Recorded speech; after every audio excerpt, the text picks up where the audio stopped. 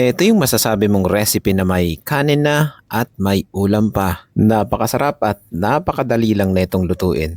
Tara, magluto tayo ng one pan chicken and rice. May chicken thigh bone-in nga pala ako dito.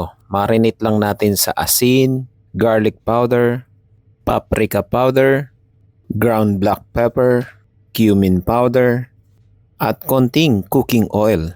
Lamas-lamasin lang natin yan at i-marinate lang natin siya ng minimum 30 minutes. At magpainit lang tayo ng kawali. Make sure lang na mainit para hindi dumikit yung ating chicken. Prituhin lang natin yung minarinate nating chicken kanina. Dapat skin down ang mauuna. Kapag ganyan na yung itsura, medyo nag-brown na, baliktarin lang natin yan hanggang sa maluto.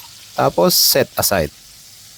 At igigisa lang natin ang sibuyas, bawang, chili, tomato paste, tapos halu-haluin lang natin yan hanggang sa lumabas yung aroma. At susunod na rin natin yung kamatis na chinap-chap natin. Gisa-gisahin lang natin yan hanggang sa medyo madurog. Pag medyo durog na nakagaya niyan, ilalagay na natin ang ating basmati rice. Hinugasan ko nga lang pala ng mga 3 beses yan. Lalagyan din natin ng tubig para ka lang nagsaing dito. Lagyan din natin ng chicken cubes pampalasa.